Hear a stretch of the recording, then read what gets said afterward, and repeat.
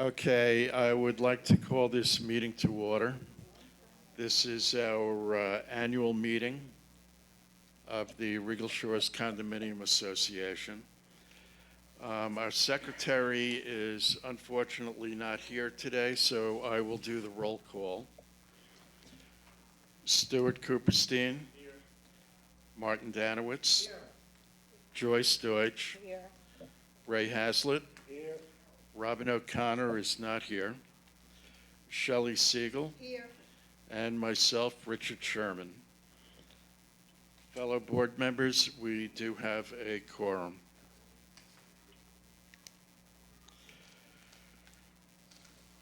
Now, the proof of notice of the meeting, everybody should have a copy of it in front of them.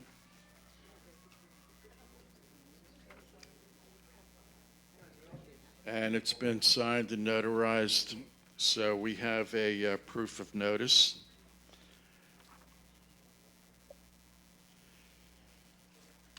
The counting of the ballots to establish a quorum. Millie is, okay, we're going to have a brief pause.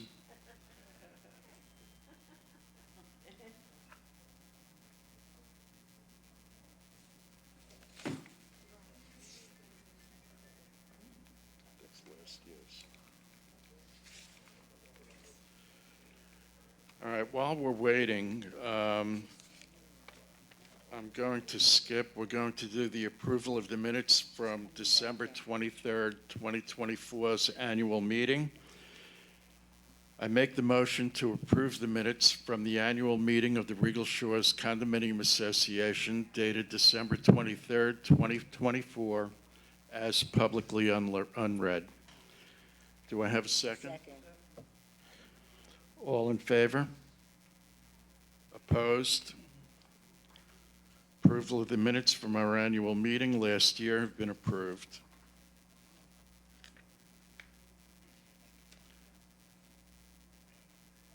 Millie, do we have the count?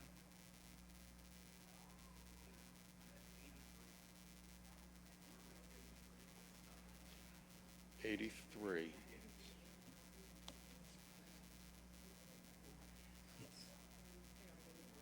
And I believe we need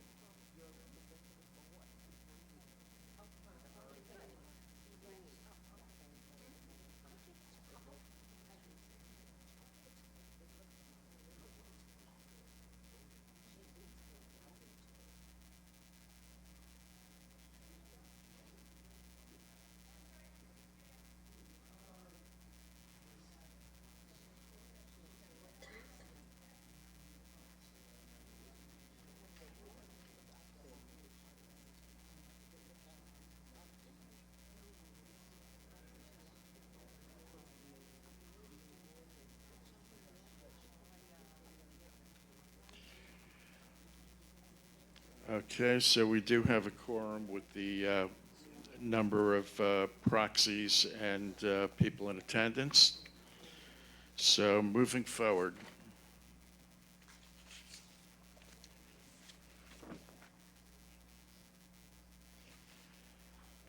Good morning and welcome to the annual meeting of the Regal Shores Condominium Association.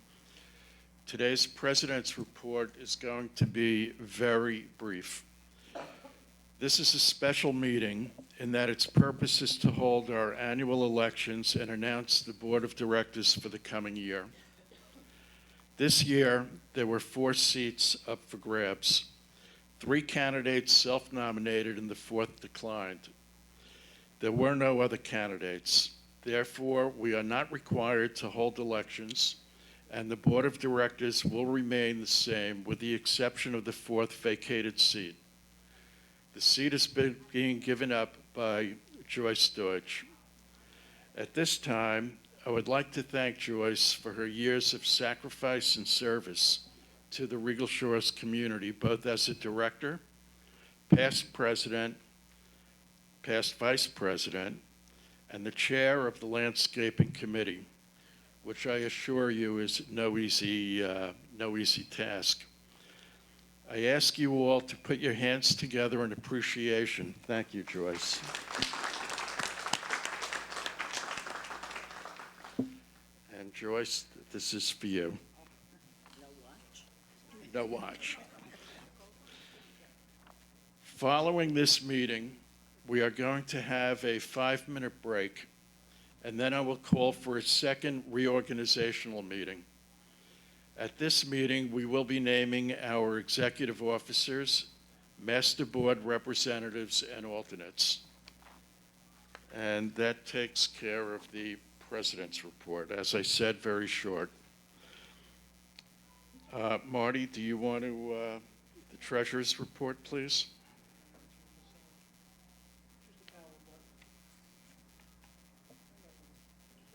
Hold it on.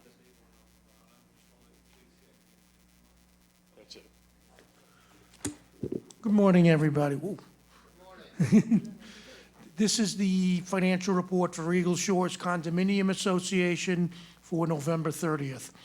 Operating funds were $514,000. Special assessment funds related to the elevator were $211,000. Special assessment funds related to the roofing were $2,021,000. Reserve funds of $1,099,000, almost $1,001,000. Other current assets of $537,000, predominantly made up of the prepaid master fee, which we still owe for the last month, of $93,000, prepaid insurance of $367,000, and a receivable for regular maintenance assessments of $116,000.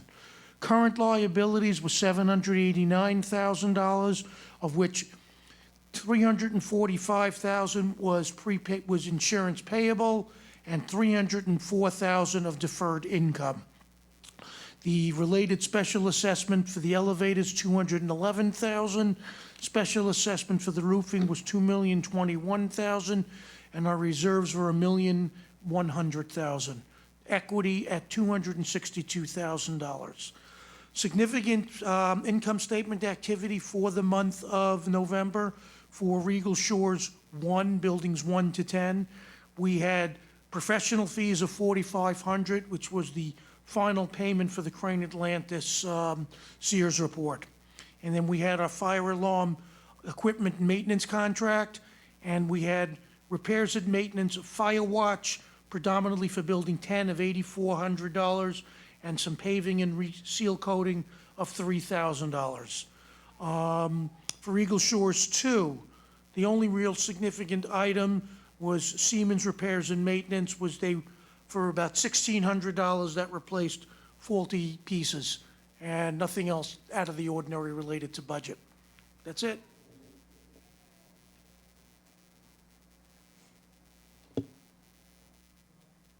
Thank you, Marty.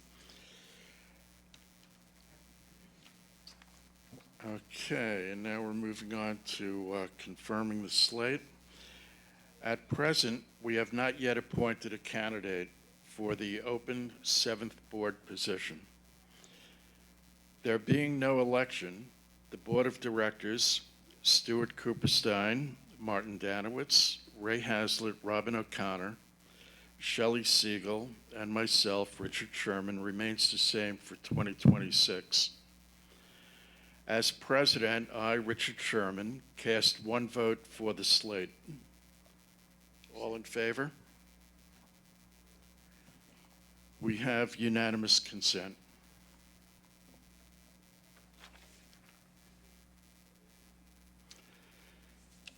Okay, moving on to old business. I don't believe that we have anything going on today. And new business, we are just going to announce the 6 seats, the Board of Directors again for the 2026. And that again is Stuart Cooperstein, Martin Danowitz, Ray Hazlitt, Robin O'Connor, Shelley Siegel, and myself, Richard Sherman. At this point, we traditionally have our open mic. If anybody would like to step up, among our residents, you're more than welcome for a 3-minute limit. Yeah.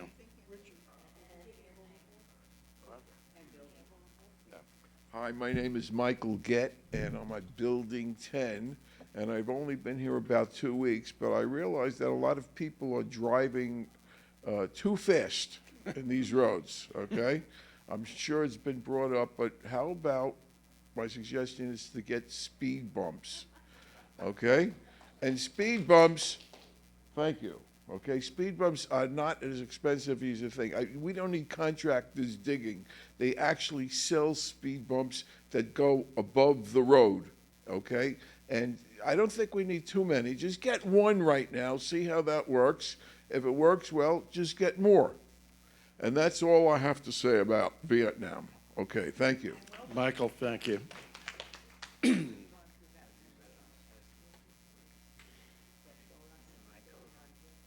I know this is Regal Shores, but I'm going to talk about the stop signs and what he's talking about. The roads, they're not long, so you really can't get up to really high speeds, although I know some people floor it. If we can put those speed bumps at the stop signs that I will tell you most people don't see, or they ignore, or they don't see and ignore, or they ignore and don't see, but I can tell you if I don't stop, I will get hit every single time I leave or come back to this community at that corner getting into Regal Shores at building 8, 9, 10, and 11. That three-way stop sign is somebody's going to get really hurt. I don't know if anybody's gotten hurt before. It's bad.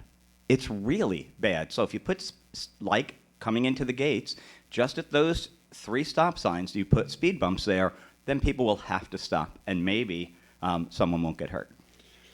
Lane, thank you. You know, a lot of these issues are really master issues because they are shared roadways and a lot of them master controls. But by all means, we will bring it up to the master board. Mel Crystal, Building 4. Last week at the Master Board meeting, I brought up the question of security versus insurance. Just an aside, do we, as one of the larger units, with 92 units, do we have in our budget security versus insurance? And if we do have security just for ourselves for our 11 buildings, does that reduce our insurance bill possibly going forward? Could we do that unilaterally separate from the other 6 communities? It's a multi-purpose question. What kind of security are you talking about? Primarily, if I had nothing to do, I would have 12 midnight to 6 a.m. actual police going through our 11 buildings and riding around. Well, I think. The gates are of no Sheriff's value. If we had Wait, bad the sheriff's people, department, I don't think is allowed to come on property. Is that What's correct, that? Ed?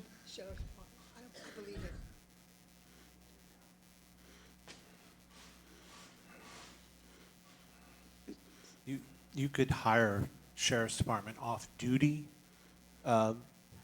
It's the most expensive of the options. You could go through private security, and that would be an option.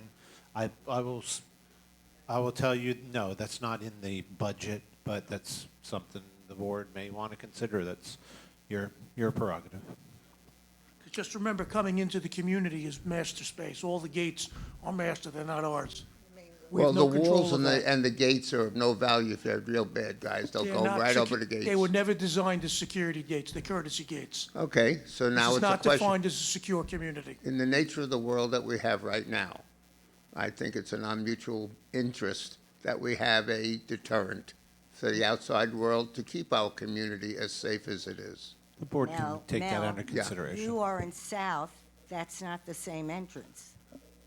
That's right. Can we secede again, Richard, from the rest of you guys? We want our 4 buildings separate. We're controlling ours. Only in April.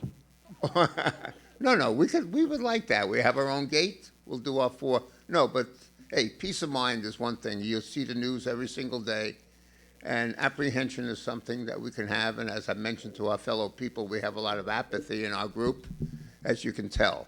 So we have to secure ourselves. So just bring it up, something Mel, that could be worked. Just a quick question. Yeah. Have there been any incidents that I am unaware of? I don't want the in- first, in I don't want the Car first, Lakes? I don't want the I'm just first. asking, have there been any incidents? Not that I'm aware of. Okay, Not that I'm aware of. thank you. All right. You do have the citizen patrol patrolling the entire community during the day. But that is a non-action. Call the sheriff and no action taken for half an hour, something happens. That was a security company. Yeah. I don't know. If that's a deterrent, so be it. I'm back to midnight to 6 a.m. as a psychological ability to sleep at night. Now, what about the Tuscany gate? The Tuscany gate. I have nothing to do with Tuscany. Talking about a metal gate. Those issues, the gate, the main gate issues are master board issues. All the roads, when you come in the gate, are master board until you turn into where building 5, 6, and so on are, or you go further to buildings 9, 10, 11. Those roads are ours, but anything else is master. And as far as security, of course, they still cannot do anything except report it to the police. But I recall a number of years ago when the sheriff's department was here and they noted that this community had the safest, lowest crime incident. Now, I don't know if that's still true. I think is it still might be. true. Well, But it's not- it's a very safe, as far as communities go in Palm Beach County, it's a very safe community.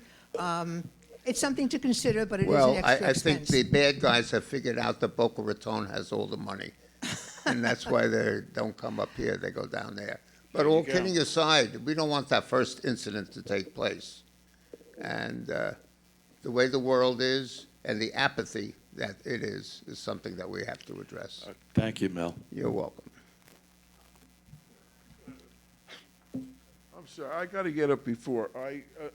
The speed bumps, I think I heard the answer that it's been brought up before. Well, if it's been brought up before, what was the result? What was the discussion about, and what was done about it? Would you like me to jump in on that? So, this is sort of the long, ongoing conversation in our communities in South Florida on a daily basis, unfortunately. So what we do get here more than anything are visits from the local EMS, the Palm Beach County Fire Rescue here. And speed bumps is their nemesis. They cannot stand speed bumps. And every community that puts them in, they formally request that they're removed. So the community years ago attempted to use delineators, like rumble strips, which is something. Hang on a second. Glass implants on the road. You're falling out. So we've attempted to use rumble strips, things like that, to bring awareness to those. And unfortunately, it didn't do anything either. So the primary reason why most communities around here don't use speed bumps is because of the EMS. They're in and out of here all day long, and if they're trying to treat somebody, put in an IV, do things of that nature, they can't do it plopping over speed bumps, and they have to slow down so much for it. And unfortunately, when you look at this community and most cars today, you can hit a speed bump doing 30 miles an hour. You don't even know it's there. And that's what most of the people do for the ones that do exist. It's not just an issue for Regal Shores. It's every community in Coral Lakes. It's every community in our area. It's a really difficult situation. There needs to be something. I don't know if speed bumps is the ultimate answer. Again, there are some challenges, but there needs to be some awareness campaign brought to it, maybe more so than what's been in the past. But that's the answer. As far as speed bump goes, Palm Beach County will immediately send you a letter and say, take them out. That's what they do. We've all experienced that. So. All right, so it looks like, it appears to me that nothing's going to be done.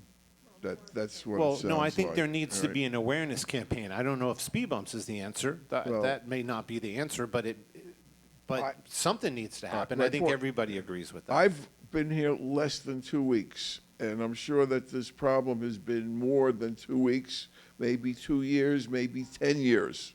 And As if long it as the hasn't been community's done been in in 10 existence. years, it's unlikely that it's going to be done this season, at least, right? No? Speed bumps perhaps, but I think that the community and the board could take up an effort to at least bring awareness to the community and figure out some solutions. Okay. Other communities are doing similar ideas, flashing stop signs. Some communities are looking at the speed limit signs that also have cameras that tell you how fast you're going to bring awareness, things of that nature. And for some people, that will help. And then there's the other group of people that do live in every one of these communities that really don't care. And they're going to go the speed. They're going to go no matter what. We can't invite the sheriff in to do ticketing, speed control, because our streets do not meet the county standards, so our stop signs are not high enough. Our speed limit signs don't meet state code. Our road, delineators and on and on and on and on. So we can't invite somebody in for that purpose. All right, moving forward, again, Michael, we will bring this up at the master board. Okay, I just hope it happens, something's done before the first person gets injured. Right, I agree with you. Because who are we going to blame, right? Yes, thank you. Okay, we understand that. Okay, Thank you. thank you. Good morning. Larry Stecker, Building 5. Regarding this whole thing here, there are other communities that have posted speed limits, and as a result, if they are exceeded, fines are issued to the resident, even if it's somebody who comes into the community to visit. So what is so difficult about putting up cameras to monitor the speed limits? That doesn't seem unreasonable. And issuing fines. Does the bylaws provide for this board to issue fines? Not under those conditions, no. Why? Why? Because your documents don't provide you can issue a fine for certain things that are within the documents. Okay. Speeding is not within your documents. We can change bylaws. control. We can change Well, the board's bylaws. working What is on so difficult about amending the bylaws for that? Larry, it is an issue, and we will look into it. No, but I'm saying there is No, a no, no. solution. I'm saying it is an issue, and we will look into it. Okay, my other question is, we have $1 million in reserves. What do they cover? If you look at the budget, it covers build-up reserve for the roof, elevator, painting, paving, and everything else required now by the state under the structural integrity reserve study. Okay, under that study, do we have an engineering study? Yes, We do? Yes. Where could we see that as being published? it's on the website. On the website, the engineering study, and is the reserve study also on the website? Should be. Okay. Are you satisfied that the reserve study is complete Yes, and that it covers everything? yes. Okay, next question. How much of my common charges are going towards the reserve? I don't have the number in front of me. It's about $300-something a quarter. Out of all my money Yep. that I give in, it's about Yep, 300. it's on the budget we sent out to everybody. There's a whole analysis of reserves. Okay. Now, we just put in new roofs, okay? How much are we still putting into the reserve fund for the roofs? We're starting all over again for the next round of roofs. And how much is that? I don't know offhand, Okay. but so we're building it for another, we now get to build reserves over the next 20 years. Yes, I understand that. I just want to know that we have a new roof, the reserve funds. And we start reserving for the next installation.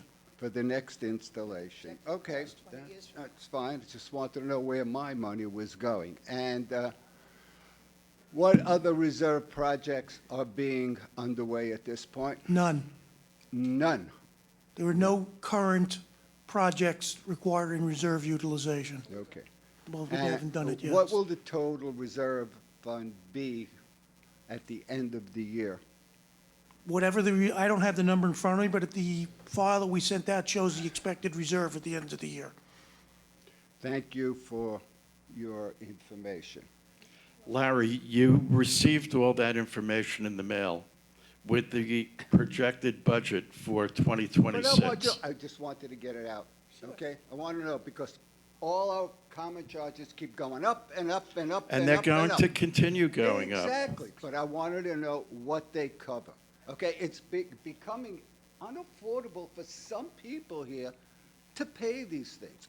And it's also a problem with the resales. You can't sell some of these units, even people who pass away, okay, or trying to have their relatives sell their units, they can't sell them because you're charging $4,000 a month.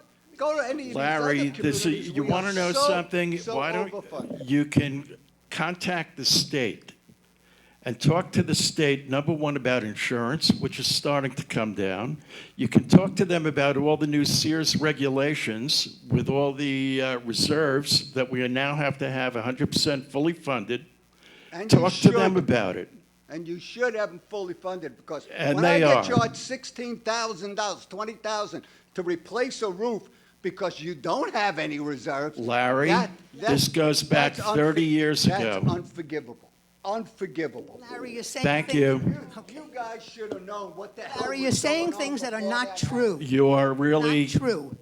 You need to educate yourself a little bit more about what reserves we had, what reserves we're putting in, what the cost of the roof is that was projected 20 years ago or 30 years ago, and the fact that boards 20 years ago didn't fully fund the reserves. So Why? you really need Why? why? Yeah. They're all dead. You want me to ask them? Yeah, it's a good idea. Dig them mean, up. really, What this I is really want to know is, Larry, it's- if you excuse me, knew may the I finish? reserves May were I in finish? such bad shape. May I okay? finish? Okay, may I No. finish, please? You don't want to hear what you don't want to hear. You want to say what you want to say, but you don't want to hear what you don't want to hear, okay?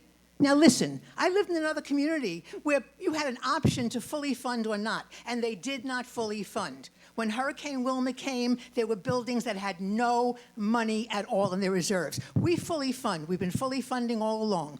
Now, the projected cost of replacement, looking 20 years from now, is not going to be accurate. There's no way you know what a roof is going to cost in 20 years. So you fund over 20 years for what you expect the roof or what they project the roof to cost. When it comes 20 years from now, and I don't know if any of us will be here, when it comes 20 years from now, you probably will not have enough money. Therefore, you're going to have to assess the difference between what you funded in the reserve and what you actually need to expense. So, you know, there's a lot of realities and there's a lot of intricacies to this business, so to speak.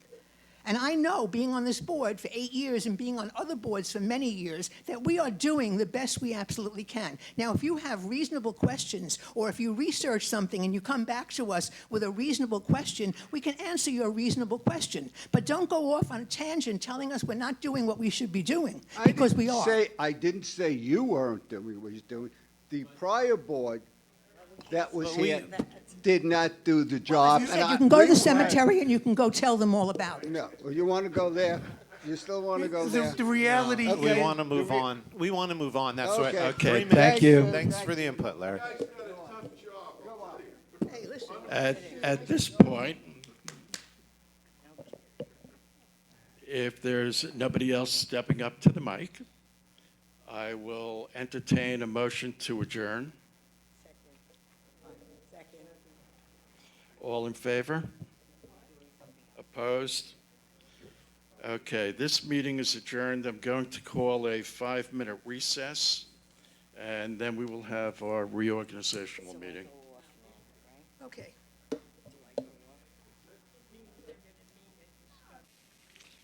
The Board of Directors, which we already revealed, the Executive Board. Again, I am going to be taking the position of President. Shelley Siegel is going to be taking the position of Vice President. Marty Danowitz, Treasurer.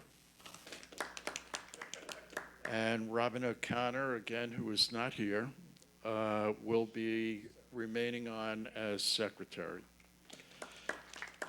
The Master Board representatives will be Martin Danowitz and myself. first alternate on the master board will be Shelley Siegel. And that takes care of the reorganizational meeting. I will entertain a motion to adjourn. Second? All in favor? Opposed? Thank you all.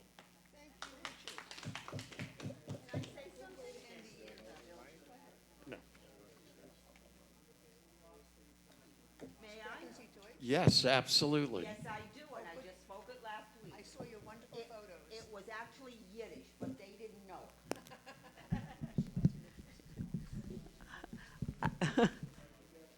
I just want to say thank you for a job well done, as difficult as it is.